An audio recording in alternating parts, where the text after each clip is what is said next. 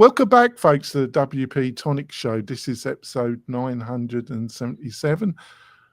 In this episode, we're going to be talking about podcasting again. We've had a little run here, but we've got an expert that will give you all the info that you're looking for to being a guest on the podcast and why you should consider it in 2025 and 2026, how it could promote yourself and build your reputation.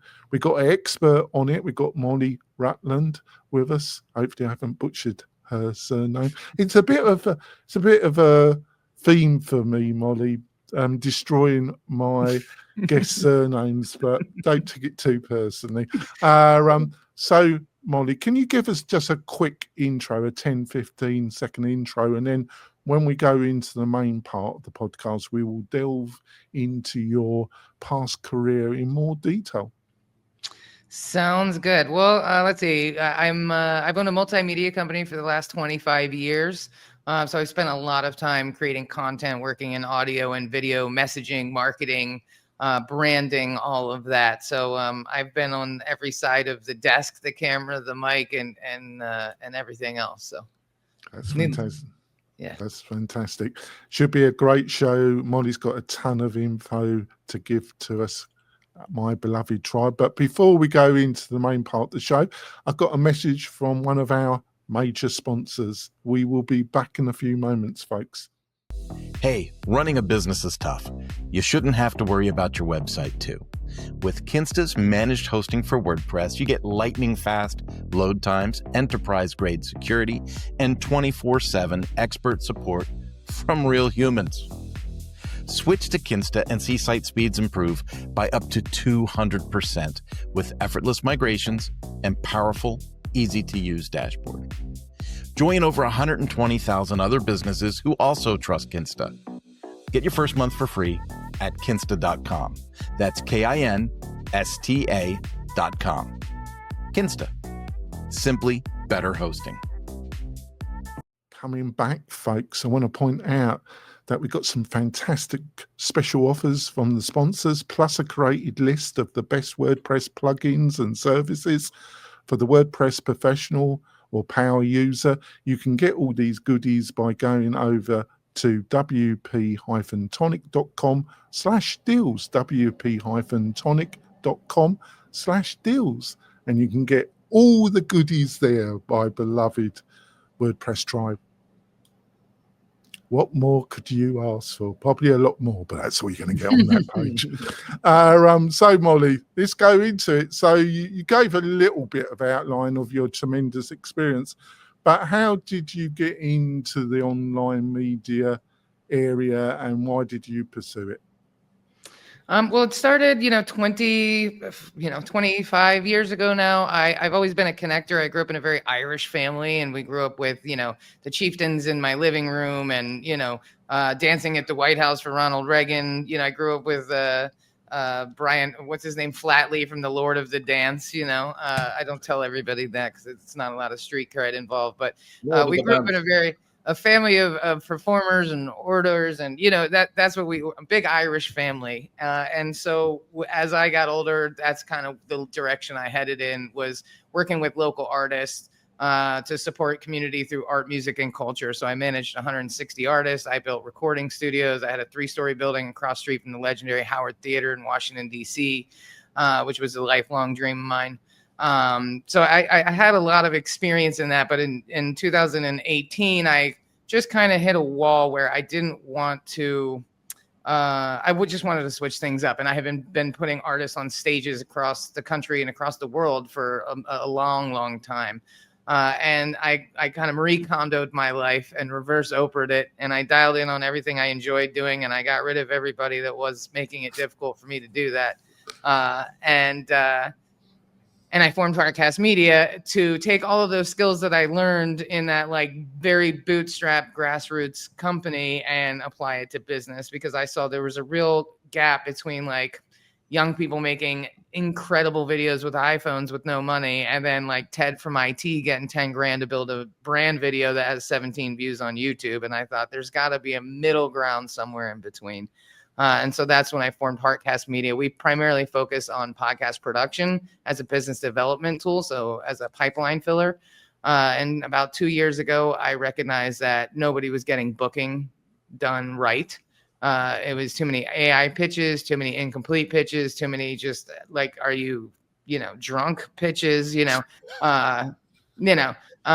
I just thought, what am I doing? I've been putting on people on stages my whole life. And that's kind of in my bloodline. And so I'm going to take a swing at this. And that's when we launched the podcast booking side of, HeartCastmedia. But we've always we've been a very digital first. I mean, I cut my teeth in social media when, Facebook was brand new. So we adapted very, very quickly and did so again in the pandemic when we had to take our very brick and mortar business and make it fully remote.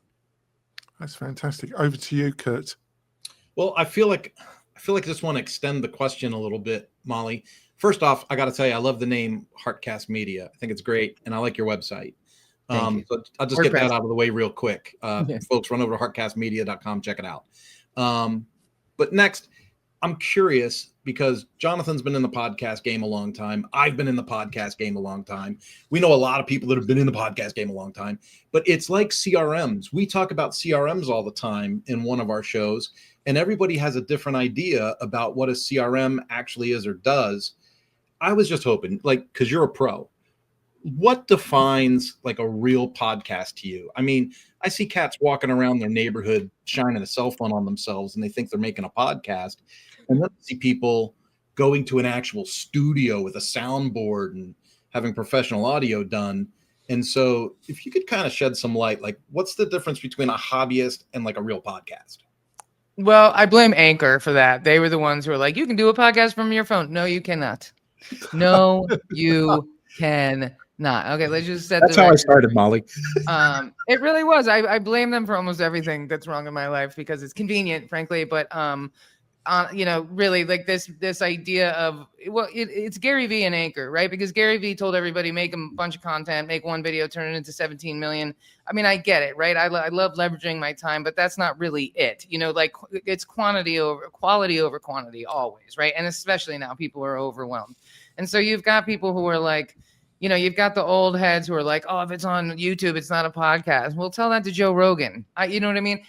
You're going to tell me he doesn't have a podcast? It's the number one podcast in the world, and it's also on YouTube. So I think that question is answered differently by who you ask.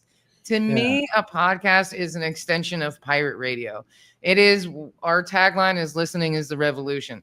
I love the idea of democratized information. I love the idea that I can turn on this microphone right now, go onto my Substack, and I can say whatever it is that I want, right? And nobody is going to stop me. And I think that at the core is what, technically a podcast is an audio file distributed through an RSS feed, right? So is a podcast on YouTube a podcast? Technically not. Is a podcast on a cell phone technically a podcast? No.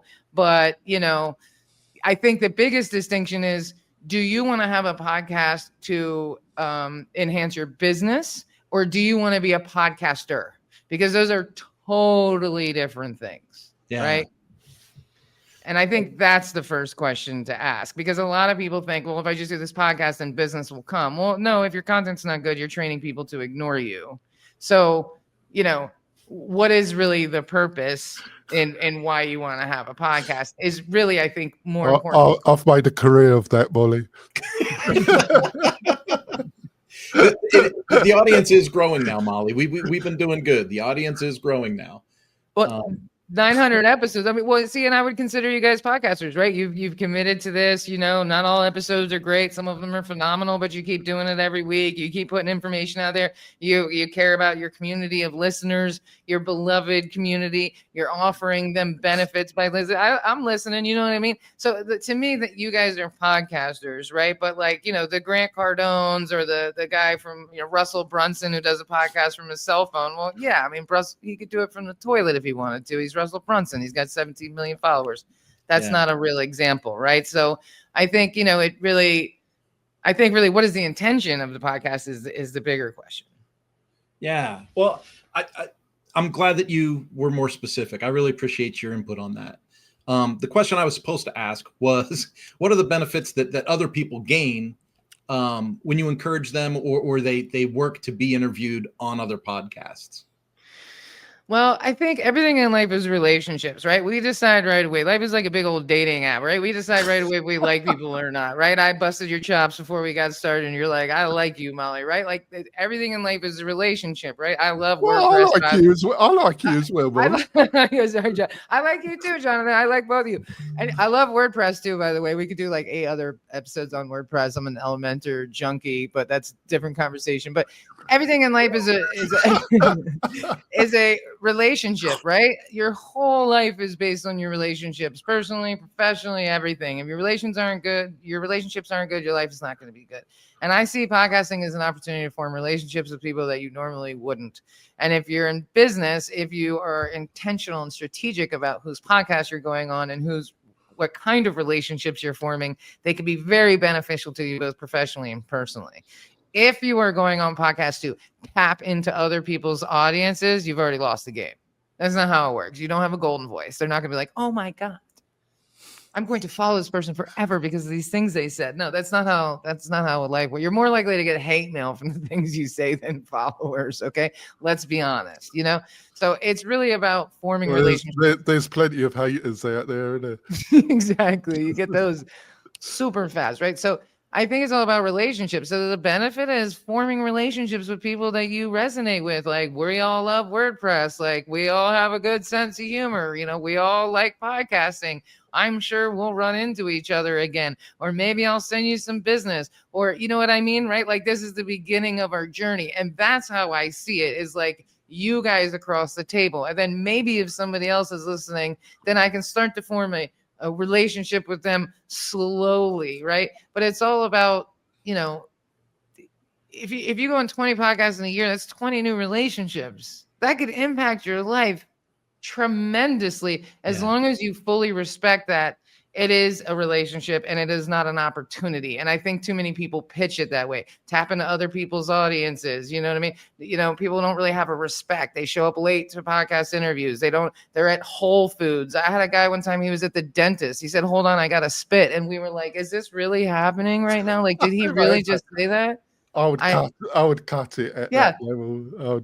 I've never had that. I've had people not give a lot of notice that they weren't coming on the podcast. Right. But I think it's fantastic. I agree with everything. I like to go back a little bit to what is podcasting, because web development, running an agency, running a boutique hosting company, I got into it as a secondary career. And I was influenced by Leo Laporte of the Twit network. I started listening to that, and I was interested in computers, and I got into it. So I was always been heavily influenced by radio as a child, and I just loved the medium radio. And then I started to listen to podcasts really early, and Leo was on with his Twit network. And I've been highly influenced by what his attitude towards it and how he runs the Twit network, right? But we've had this oscillation over the years, haven't we, about podcasting? Because obviously the mechanics is the RSS feed. That everything else is built on that technology. But the big players on the internet, iTunes, Google, Spotify, is it because they hate it and they love it in the same breath? Is it because they can't totally control it that they hate it in a way? Because especially Spotify did a big play and they do get a lot of listeners, but I was looking at how they deal with video and audio, and to me it's a bit of a dog's breath. And then you've got what Google, they closed down their iTunes player, their podcast player, and they've got this other dog's breath. You integrate it with YouTube, and I tried it the way they recommended, and it's a mess. So, and then you got Apple, and dealing for years. I've got 2 feeds on this podcast, and I've been trying to get rid of one of the feeds. I don't even know how it appeared. And every like 6 months, I have a discussion with iTunes support, and I just want to get a gun and shoot myself. So it's growing, and it's had its ups and downs, and I think we're in a growth period. But it seems to have this strange mixture, this relationship with some of the biggest players. Is there anything to what I've just said, and what's your own thoughts? Well, this is a spicy bite, let me tell you. I think the podcast industry has an identity crisis right now, and there's a lot of players in the advertising industry that are presenting themselves as podcast industry folks, and they are not. And so at the end of the day, it all comes down to money. Where are they putting ads, and how much control do they have, and how much of the slice are they getting? And when they recognize that they're not getting any, then they make it really difficult. So it's, you've got groups like Spotify who, the Rolling Stones doesn't make money off of Spotify, right? So, you know what I mean? Like, we can look at the music business and we can understand what's happening in the podcast business very clearly, right? We've got advertisers, we've got corporate interests coming in, we've got money going all in one direction, but none of it is sustainable. So, like, for example, 2 months ago or a month ago, Wondery shut down, right? The Amazon arm. They fired 110 people. Well, yesterday, the CEO of a new company, the woman who was the CEO of Wondery, announced a new talent agency of all AI podcast hosts, and they are produced 5,000 podcasts. They're producing 3,000 episodes a week, all with AI slop at $1 an episode, and they called podcasters lazy Luddites for creating content. I don't know. Well, not in a clean way. I don't know how to respond to that. Right. She also was quoted saying that in 20 years that half the world will be AI, that half of people will be AI. And somebody commented in LinkedIn, he said, well, in 20 years, people will know the difference between people, will know the definition of people. But there's a real problem, right? You've got the short answer is it's the corporate influence on this craft that ultimately is storytelling. It is storytelling. That's what podcasting is. It's getting on, and it's radio. It's all of those things that we've talked about, right? But it's been completely meddled with by corporate and big tech, who think, wait, we're running, first it was the big grift with the Apple downloads, and you're paying for all these ads on these downloads, but they weren't actually being listened to. They were just being downloaded. And then they gutted that 2 years ago, and the whole industry went up in flames, and all those contracts got canceled. And all of a sudden, Meghan Markle doesn't have a podcast anymore. And all of a sudden, right, all these Wondery is shutting down, and Cadence 13 and all these people, right, are shutting down left and right because they're trying to get a piece of the pie. So now the downloads have died, and they don't want to pay creators. They want to have networks and get 80% of the money and give 20 to the creators. Well, the creators get getting sick of that. So now they say, well, we don't need you at all. We're just going to create AI agent slop and make podcasts from AI hosts. Well, but I also, I've been attempting, I am committed to podcasting because I love the medium, but also I've been trying to build up my YouTube channel with some success. But YouTube, they don't even know. They're getting more views. They're getting more market share. It's growing, and I want to be on there, but it's totally infested with, as you say, AI slop, isn't it?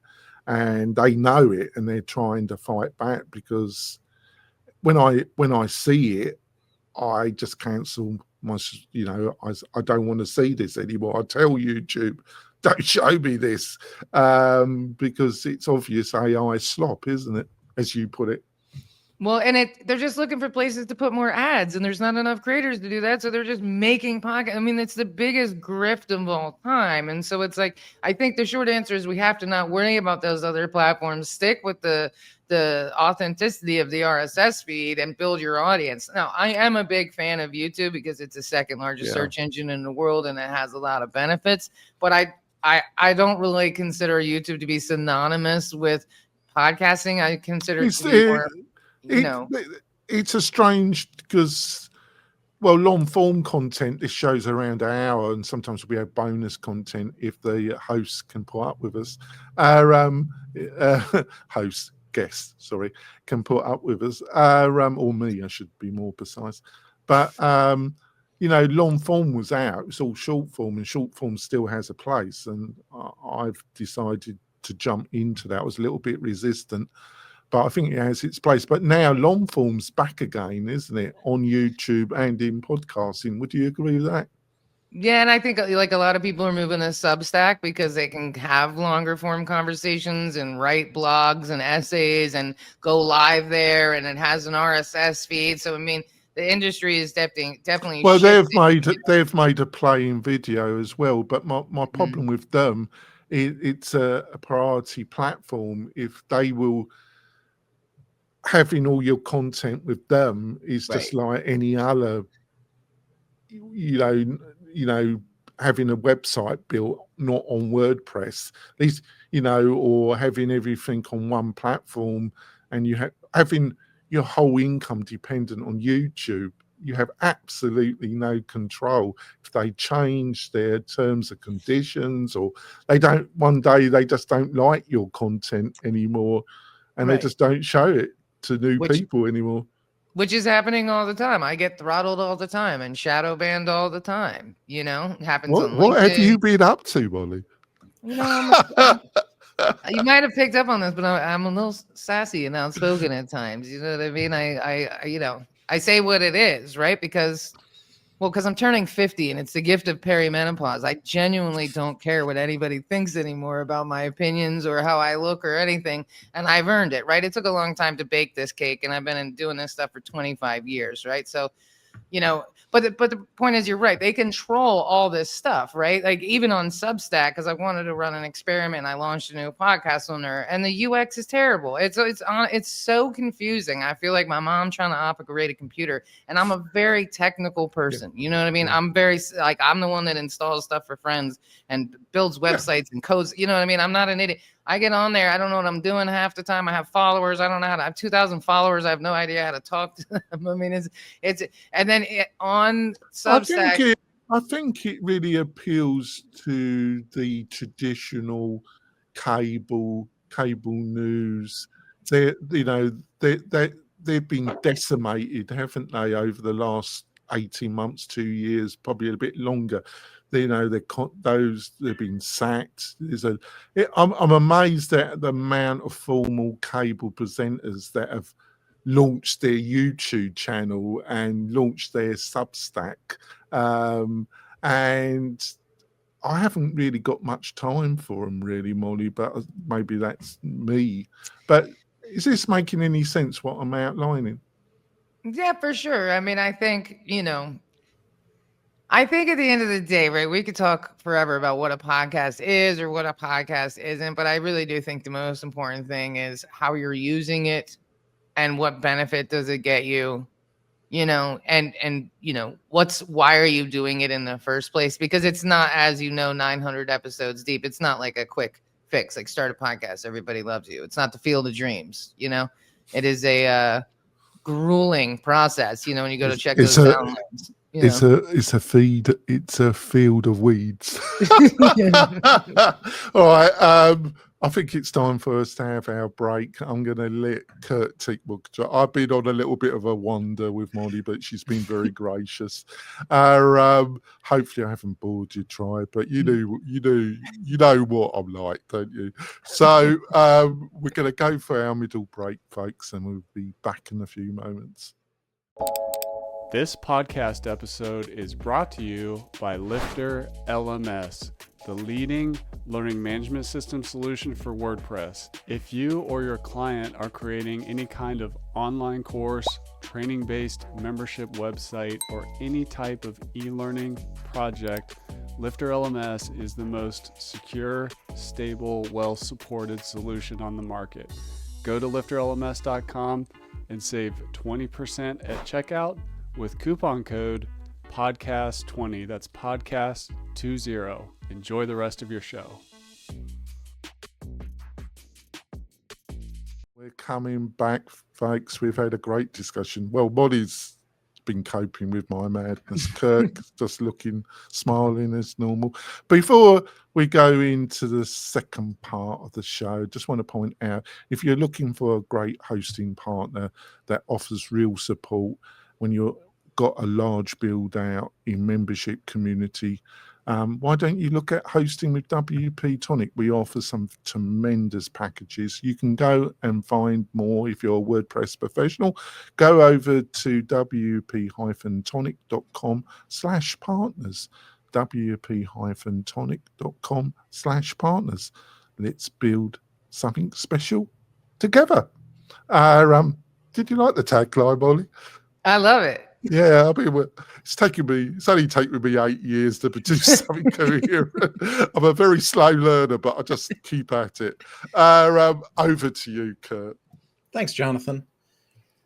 I almost closed my own personal podcast in 2018 because I thought it was an utter failure. And then I was in WordCamp in San Diego, and someone on the bottom floor started screaming my name, which I thought was bizarre because I didn't know who they were. And then when I walked up to her table, she goes, "Oh my God, you're the Mañana No Mas guy. I've been listening to you for years." And that was the first time that had ever happened. And then later that year, it happened like 2 more times. But my numbers didn't show that. There was no comments. There was no people didn't like, they didn't share. My stats looked horrible, right? And now, it's 7 years later. I still have the podcast, and I'm doing more quality guests than I've done ever right now. The question is, do you see any trends developing in podcasting that you can share with our tribe? But I think more of the question is really like, so many people start like I do, right? They start a podcast.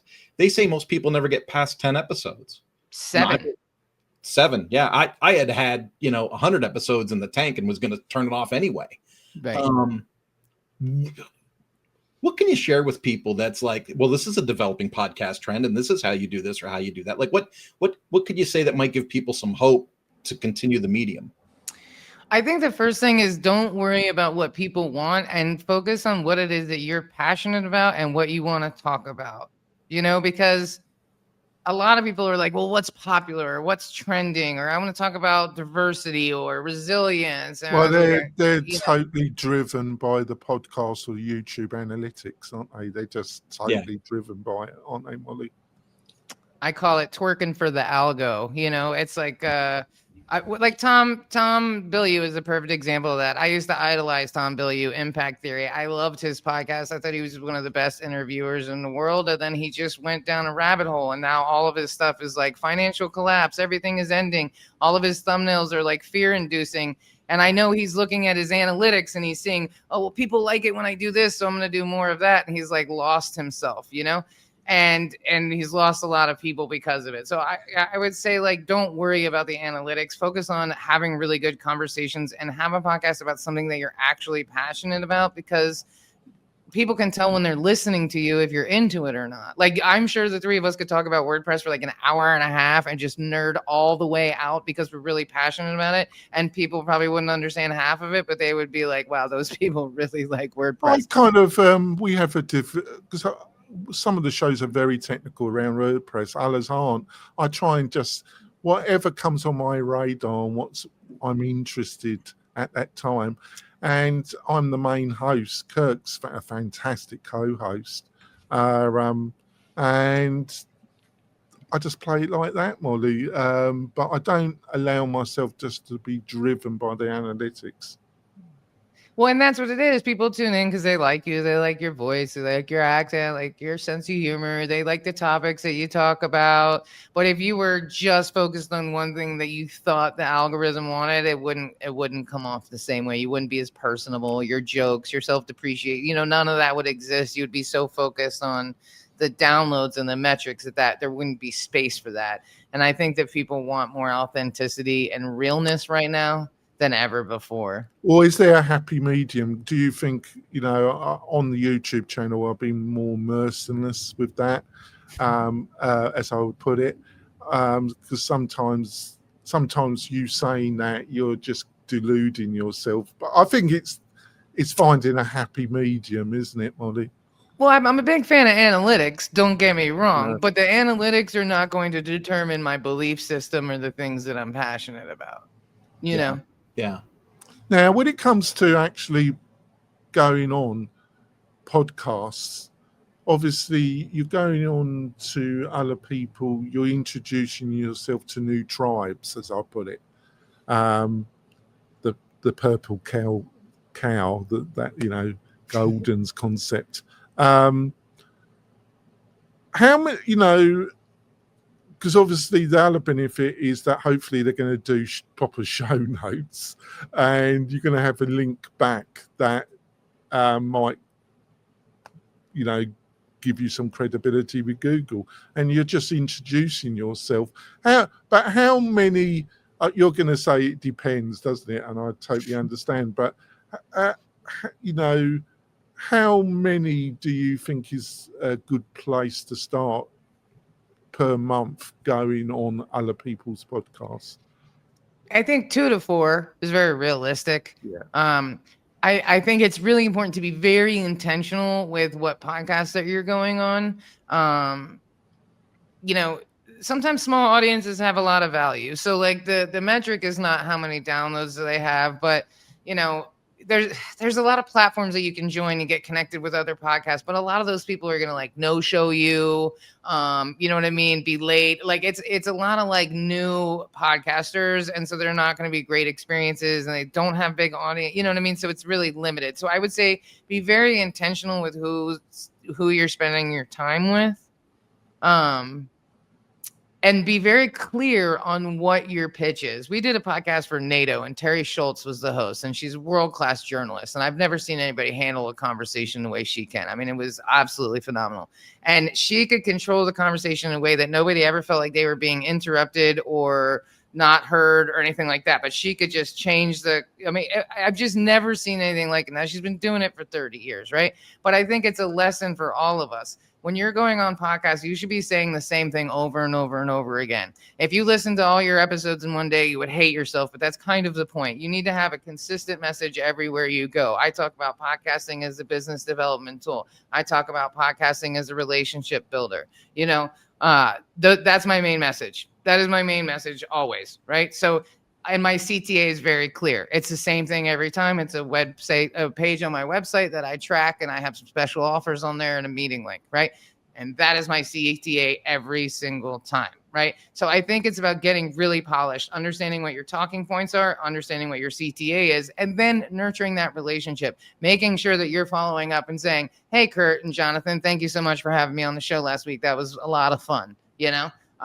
Thanks for your time. If there's anything I can ever do for you, let me know. No problem. Thank you, Molly. Maybe nothing will come of it, but maybe something will, right? You never know. Maybe one day we'll be on a panel together. You never know. The world's a crazy place, right? Like none of that surprises me anymore, right? Because it's also a very small industry, right? Like we're a tiny little community of podcast nerds, right?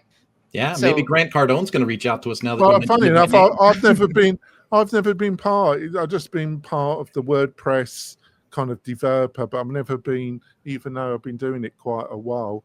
My biggest influence was the BBC and Radio 4. That's how I set my standard on, and I failed consistently, Molly. But it's a high standard, isn't it, Molly? It's a very high standard, Radio 4, the BBC. High standards means, you know, you probably fail a lot, but it's still quite good. So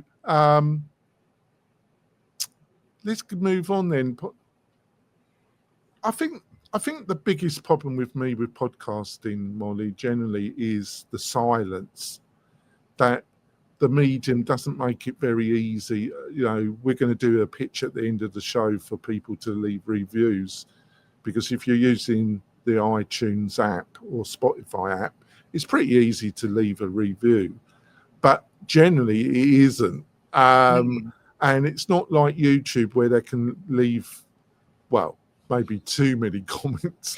But it's easy to leave comment. But the problem is the deafness. But then when I go to a WordPress conference, I only have to open my mouth Oh, you're Jonathan. I've been listening to your podcast for 6 years. If I ever go to a WordPress, I get that consistently, but it's the silence of podcasting. That's one of the problems with it. What do you reckon, Molly? I mean, it's a lonely portal for sure. I mean, you're kind of just talking into, yelling into an empty room a lot of times, and you don't know if people are really listening or not. I think that's why the metric has to be a little different. So I'll say this: the people that are getting a lot of downloads and a lot of interactions are also paying for them. Like, people are paying for downloads. They're not necessarily like per the download, but they're paying for media to promote the episodes to get the downloads.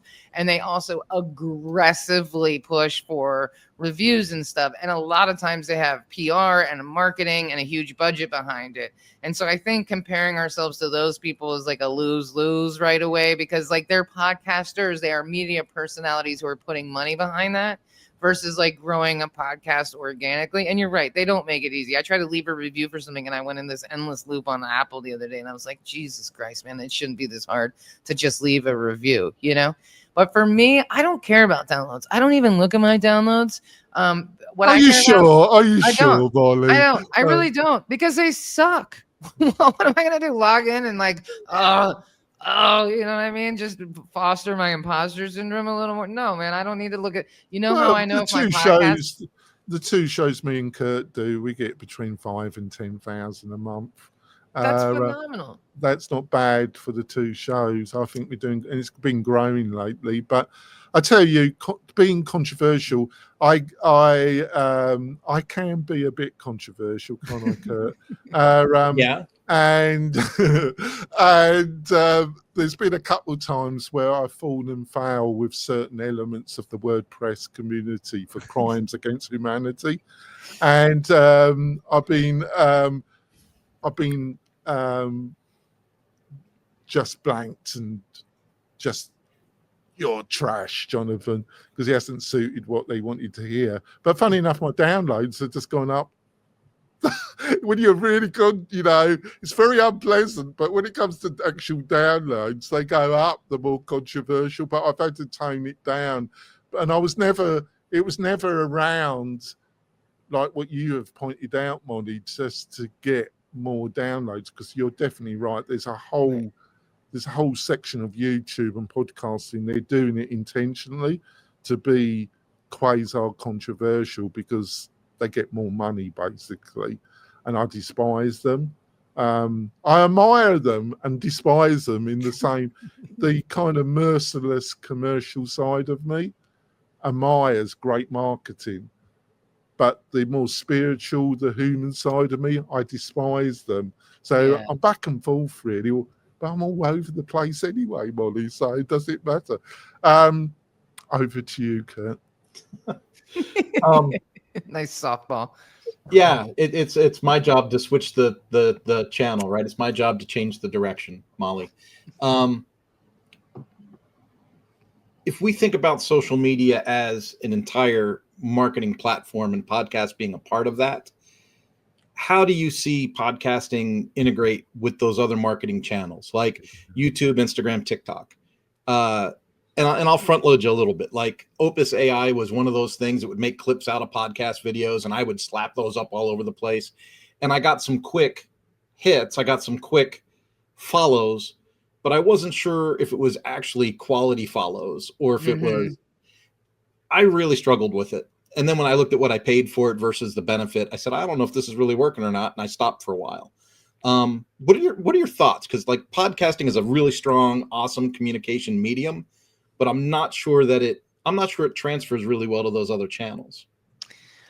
I think when you have studio quality content, your chances of that short form content working are significantly higher. Like, it's really hard for any of us to watch a 47-second clip with somebody on a laptop, Zoom record. It's like, you better have said something real prolific or funny or divisive, or it's just going to get lost. Because when you look at the clips that do really well, right? Like the I've Had It podcast, those two white women that just like destroy Trump all the time, right? And they're just so funny. I love them so much. They're so like Southern women, and they speak with such eloquence, but they just like drag him. But they're in a studio with incredible lighting and lav mics and multiple camera angles, and you know what it means. And it's being cut in a way that when people get that clip, it's being edited and you know what I mean. Like this idea, like I got an email from a guy on LinkedIn and he said, I've developed this AI that does better than a human clipper. I said, a human clipper? You mean an editor? Like, bro,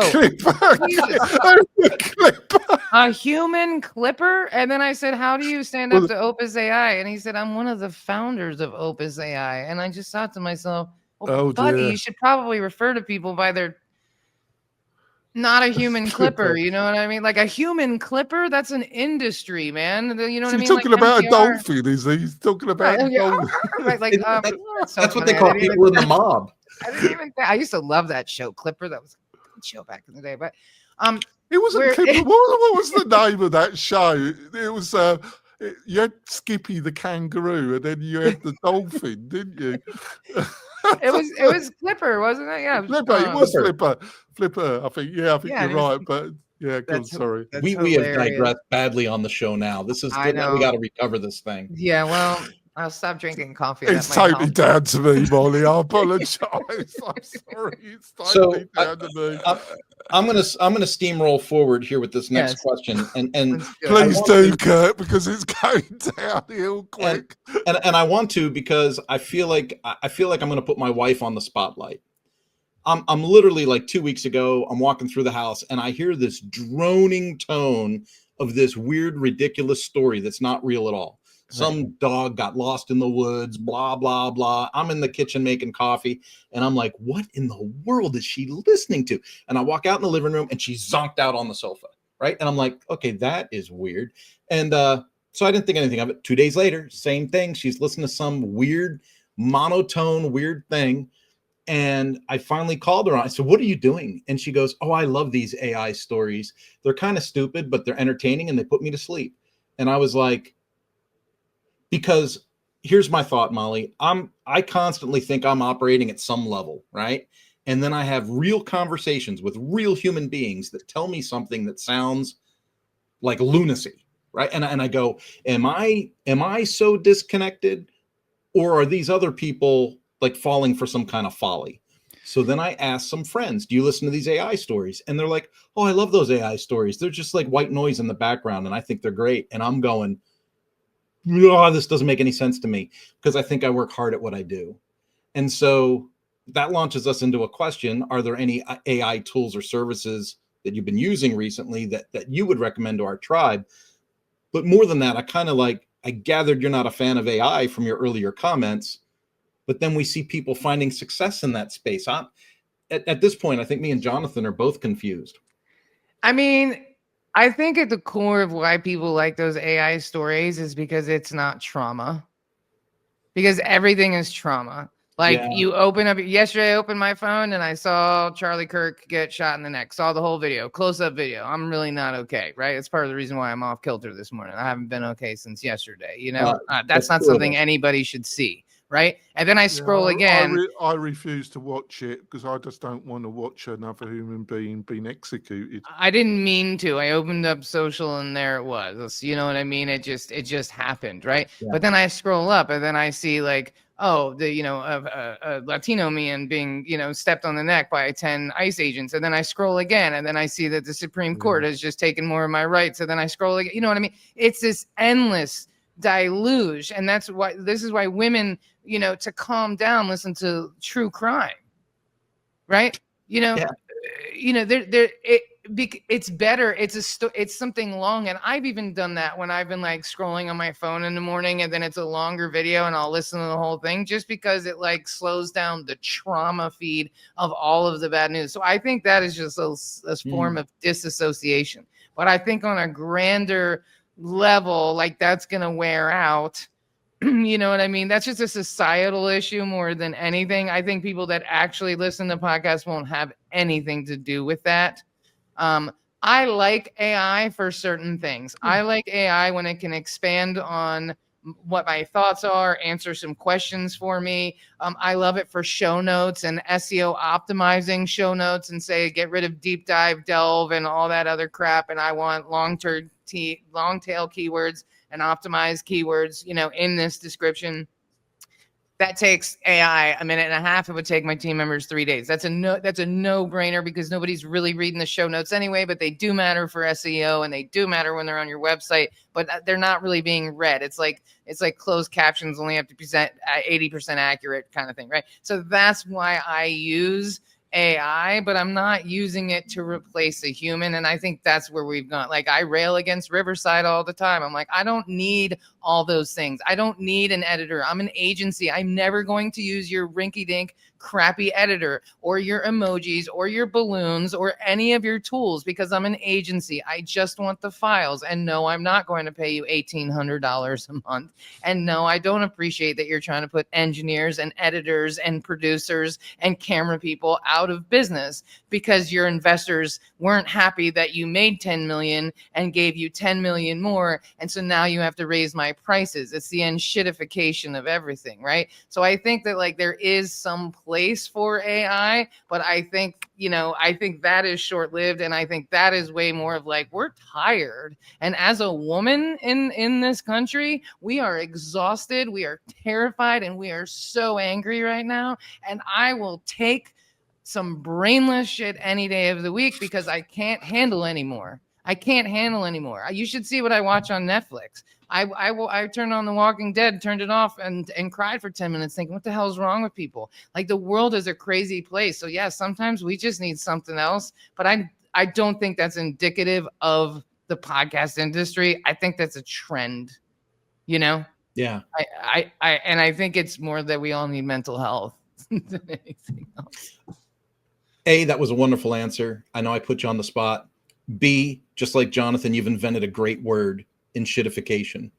I didn't invent it, but it's a thing where it's like, they bump up everything. Well, pay more. But then now the base level is like nothing. It's trash, right? That's where we're at with everything. It's like Riverside, their baseline is garbage, and they pay more to get this, pay more to get this, pay more to get this. Well, I noticed that the platform I use is Castos. I noticed that they dropped them. They were pushing it a lot through their platform. They recently dropped it. I want to get back, because I think it was down to me, my so-called humor.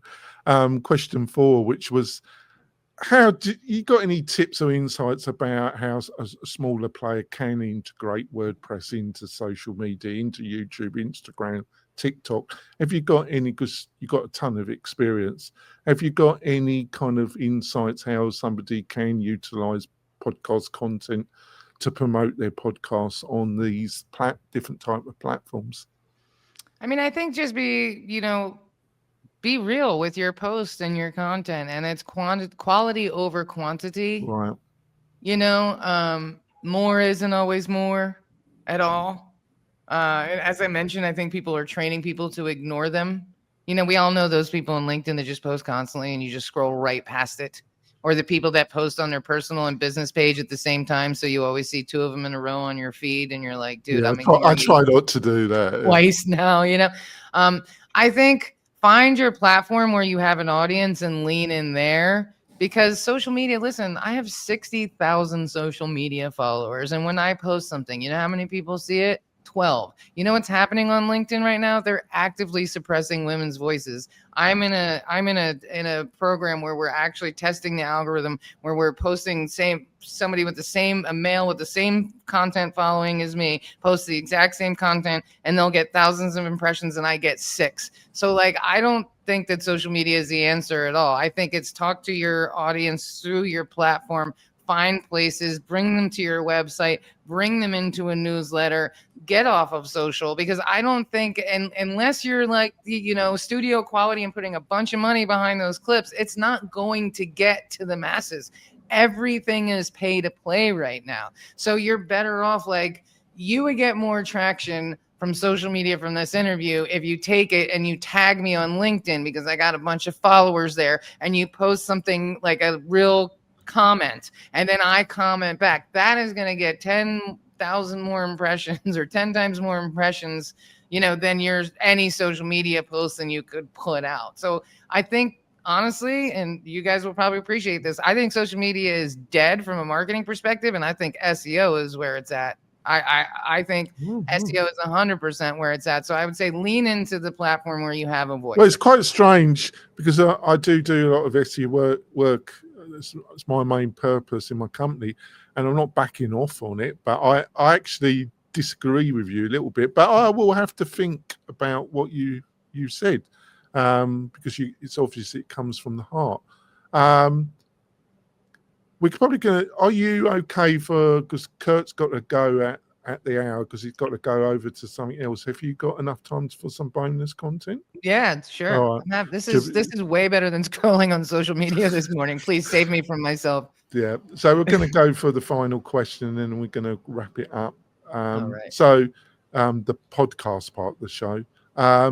So if you had your own time machine, or your TARDIS, if you know what that is, and you could go back to the beginning of your career, and you just could have just a quick little chat with yourself, is there anything you would love to tell yourself at the beginning of your career? Which one? I would say read every book you can find on business development and leadership. Yeah, I got a little bit of dyslexia, but I listen a lot, and yeah. I listened as a child to Radio 4, so I blame it on Radio 4. If you're not English, you're probably not going to know, but Radio 4 is the kind of intellectual, slightly snobby main BBC radio channel where they had discussions and plays, and but I used to love it. So I got educated by Radio 4, basically. It's so, Molly, you've been a great guest. You have to come back on the show. I've really enjoyed the podcast. It's all been all over the place, but that's totally down to me. But I think it's been quite entertaining. So, Molly, what's the best way for people to find out more about you and what you're up to? Well, if you go to my website, HeartCastmedia /friends, because we're all friends now, you can find all my meeting links and all the good stuff. And of course, my website and everything else. I love talking to people about podcasting, podcast strategy, podcast booking. If people are thinking about starting a podcast business, I'm always happy to give my time. I'm more of the ideal of like each one teach one and share what you have, and hopefully other people can benefit from it as well. So if you want to connect with me, but you don't necessarily want to buy something from me, I'm super cool with that too. That's fantastic. And Kirk, what's the best way for people to find out more about you? Well, now I got to come up with a /friends link, but I'm usually on LinkedIn almost every single day. I'm the only Kurt Von On in there. I'm easy to find. Hit the connect button. Even if it doesn't show you the connect button, hit add more connect, and we'll connect there and have a conversation. For business, I'm at Mañana No Mas, and I also work directly with the WP-Tonic team, so you can reach me there. That's fantastic. And if you really want to support the show and you found this interview interesting and entertaining, and you're listening on iTunes on your phone or Spotify, why don't you leave us a review? It's really, really easy, and it really does help the podcast if you do leave a review. Hardly talk. And it's totally free and it's easy to do. So there are no excuses, my beloved tribe. Please leave that review. Both me and Kirk would be very appreciative. We'll be back next week with another expert about WordPress or marketing in general to make you more effective in 2025. We'll see you soon, folks. Bye. Tired of hosting providers that can't handle high traffic loads? Conversio is here to help. Our platform can handle any amount of traffic, all without slowing down or crashing. With immediate Slack support, performance optimization, and a team that thrives on resolving technical challenges, your e-commerce business is in safe hands. Learn more about Conversio at conversio.com. So we're going into bonus content. Basically, I edit the podcast, but I have the bonus content, and they can watch it on the YouTube channel with the other formal part of the show. So, so what I'd like to ask, because normally do about 10, 15 minutes of bonus content, Molly, where do you think podcasting is going in the next 18 months? What do you, are there any trends or general feeling where podcasting is going? I think there's actually going to be a huge rebirth because the advertising industry impact on the podcast industry is sort of eating itself. There was a huge merger last week, this new company. So I think what's going to happen is a lot of that corporate stuff is going to phase itself out. And I think creators are going to start to organize. And I think we're going to see new networks of independent creators that are producing better content. They might not have the budget of NPR in the beginning, but at the end, right. But at the end of the day, I love it, but it makes the BBC look exciting, doesn't it? And it ain't cheap either, let me tell you. So, I was surprised how much money the small channel radio station, how much money they're sending to the central core, and how well they're doing on the quiet, really, aren't they? It's pretty, but I think the resurgence of real storytelling and real creation, I think the dudes in suits and that influence will wane off a little bit. And I think that the love of the craft is going to rise up again. And I think we're going to see some big changes. I think people like Joe Rogan, like the influence on the election, podcasting is having a heyday right now for good and bad reasons. And I think a lot of people are going to. He's had that consistently, these ups and downs. I want to ask you, is it fundamentally that the RSS feed is independent? It can't be controlled, and that's why they don't, because they can't, unless you're on Spotify. Right. Spotify can't tell the advertisers how many people have listened. Have they skipped the advert? How many have downloaded? Like, I listened to LBC, the radio station. It's a very popular London-based radio station, but they have live feeds and they have podcasts, and you got to listen through their app. They won't share it on anything else. You got to listen to on the LB, and they do it all through the LBC website or through the app. They do it because they want to know, are you listening to the ads or which podcasts you're down? Is the fundamental, because these different outfits, they get funded, they come, they go, they come, they go. Is it fundamentally that's the core problem? Because unless you're listening on some priority platform, they can't give the advertisers the analytical data that they crave. Well, and a lot of that data isn't real, right? A lot of it was manipulated, and then it's really hard to access. I mean, it's really hard to tally your streams on Spotify, your plays on YouTube, your downloads and listens on the RSS. I mean, there's a lot going on there. So I think, as annoying it is to have content gated like that, that's kind of the smart move. You can embed your RSS feed on the website. You can install a WordPress plugin that automatically uploads your new episodes to your website from the RSS feed. But you have to have a lot of traffic going to your site. So you got to be like the BBC or somebody that has that built-in traffic. So for now, you really have to use these other outlets to bring some of that audience.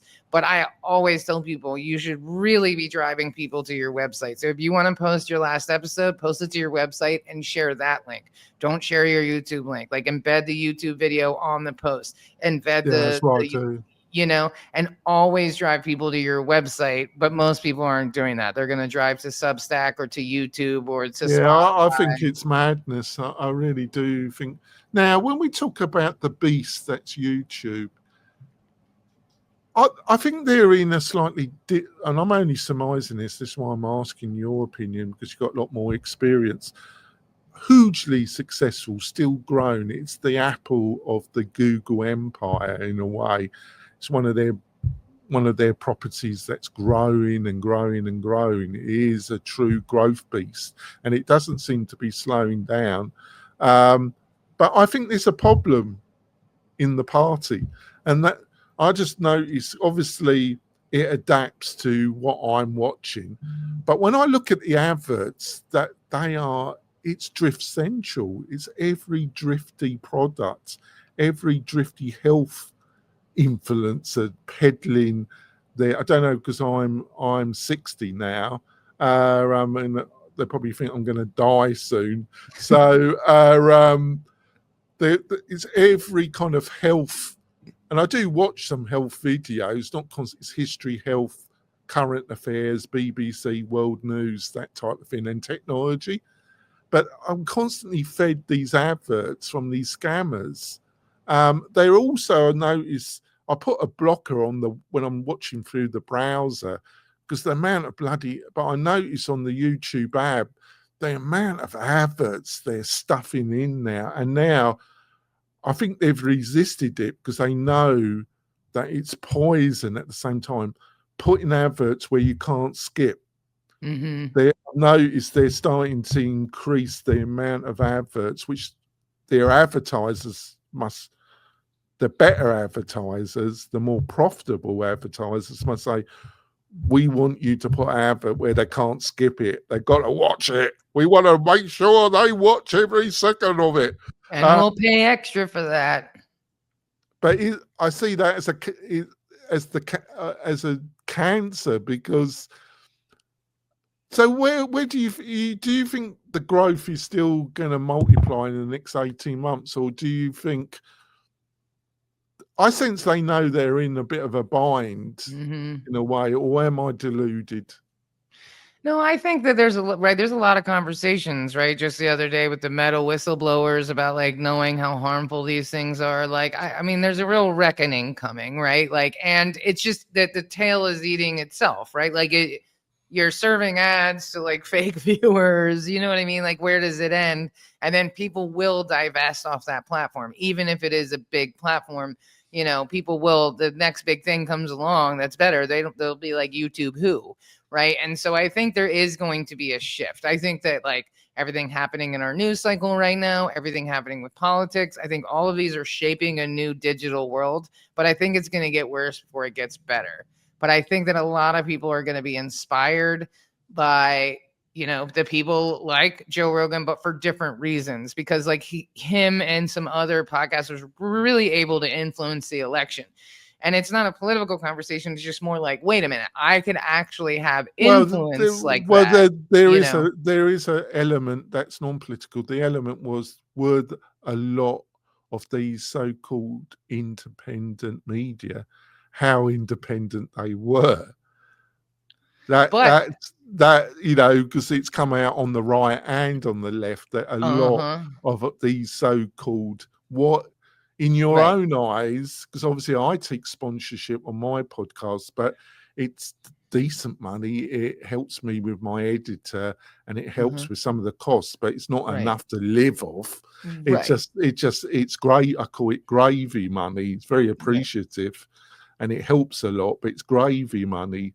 But what's been reported that on the right and also on the left, these people were getting substantial, huge, you know, amounts of money. So what is independent media, Mod, in your own view? Well, I think we're going to see a rebirth of that, to be honest. I don't think there's much independent media right now other than the people that are on Substack. You know, to be honest, because a lot of those are very independent. The Bulwark, Midas Touch, people like those are independent media for now. But I think that there's going to be a rebirth of people who realize how powerful that tool can be and will use it to counterproduct what's being said. And I think there's always, whenever you can have long form conversations and humanize people, things get better. And so that's what makes me hopeful about podcasts versus like quick whips on social media. And so I think that it's going to get a little bit worse and a little more saturated by corporate, but then I think there's going to be a real rebirth, you know, of true storytellers and craftsmen and independent media. But, you know, especially, you know, in the States right now, I mean, mainstream media is letting all of us down. I mean, it is so twisted, you know what I mean? one side is getting one set of news and the other side is getting a completely different set of news. We're getting completely different information about the same thing. And I think all of us are getting really sick of that. So I think there's a real place for podcasting. Yeah, but almost all established media and all political parties get their money from the same people. So I think you're getting a message that has some differences, but it's the same coin, just different sides. Because who pays normally, that's always been the case, isn't it? But I think it's something that a lot of people have forgotten. So do you think podcasting because there's a lot of people who have entered it, but we've seen this before, and we've seen these platforms and they come and go, and then podcasting kind of fades and then it comes back? Or do you think this time it will in the next couple of years find a more level playing? What do you think? I do. I think it'll level out. I think it'll get better. I think it'll improve. I think a lot of things that we've been doing for a long time don't work, and people are waking up to that. And I think there's a real opportunity for this new level of communication and conversation. I do. But do you think if you're not one of the big podcasts, and let's face it, they're the top 1%, aren't they? The top 1 to 2%. If you're got a reasonable audience, is it about really? If you're kind of huge, I hate the phrase influencer, but we have to use it. If you've got audience on Instagram or TikTok or YouTube, they're always looking to get to offer more services on Patreon or their own website through courses, which is what we specialize. They're always looking, and then I get a lot of people that looking at utilizing WordPress to try and build community, and it's a great idea, but I have to warn them there's a lot of work in building your own private community. They listen too much to a certain group of influencers. Say, right, build a community. It's easy. Sell courses, make mailbox money, do it overnight. You're like, yeah, okay. Yeah, 4 hours a month. Yeah. But apart from taking that out of the equation, do you really see that as a way for medium people in podcasting to build more revenue? I do, because I think there's a lot of collateral benefits from podcasting. Is your phone ringing? Are you getting asked to speak on other panels? Are you being invited to things? Are you collaborating with other companies? Are you, monetization of a podcast isn't always like getting a check from the downloads, right? It comes in a lot of other forms. Are you getting more clients? Are people hosting with you more? Are you know what I mean? Like, there's a lot of ways to measure that. And I think that the metrics are really skewed, where we live in this society where if it's not 1 million plays, like when you said you got 5,000 to 10,000 downloads per episode, like you're in the top. Oh, 2%. not per episode. Or per month. No, per month. I wish I did. But still, that puts you in like the top 2 or 3% of podcasts. You realize it is quite amazing, isn't it? It's phenomenal. I wouldn't like poo-poo that at all. I mean, no, you breezed right past it. No, and I was what like, I meant, hold on, I know you meant that, but what I meant was how the bulk of podcasts they get such little downloads. That's what I mean. But I did it for years, and I wasn't getting many podcasts, and I think it's grown recently. But I've got to tell you, when I can be quite controversial in the WordPress community wider, the web development. I also got a bootstrap SaaS community. I've got a reasonable presence there. But there was a time a few years ago, about 3 years ago, that I did an episode. It was a round table show, and one or two of the guests on the round table said some stuff that was a little bit out of order, and I got really taken to the cleaners for it. And it was quite painful at the time because I was going through a health crisis. It's the last thing I wanted, and it was a bit painful. But my actual downloads and the popularity of the show exploded because everybody, and it is, I don't think you are, and I don't think I am, but it just seems people like angst, controversialism, don't they? Just love it, don't they? Well, we've been conditioned to that with reality Yeah. TV and scrolling, and it's always like the cliffhanger, the clickbait, the you'll never believe so and so got destroyed. Like it's not our fault.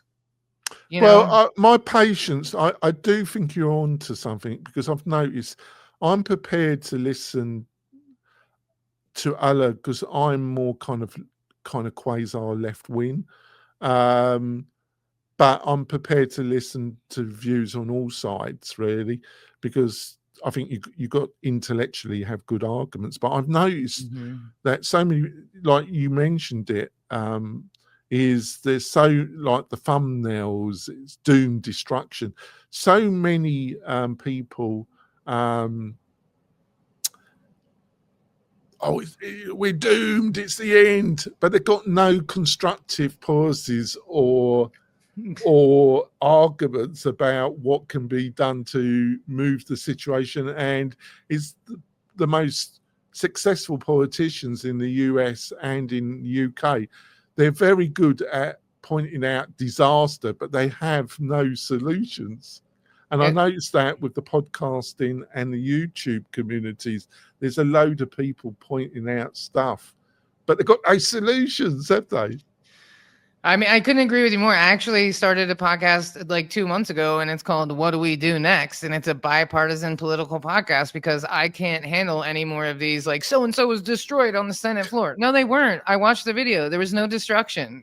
Trump has the worst day ever. No, he didn't. He did not have the worst day ever. That is not true. Just tell me what the video is about. He's always been, but the thing is, just to finish off, and we'll finish the show. In some ways, I totally understand how he won a game, actually. I think those that don't understand how he won are deluded. It was pretty obvious to me he was going to win a game, even though in my heart I was hoping for a miracle. But I knew he was going to win. And he's been a drifter his whole life. He's also a narcissist and a psychopath. But he's been a drifter all his life. His father was horrendous, by what I've read and listened to.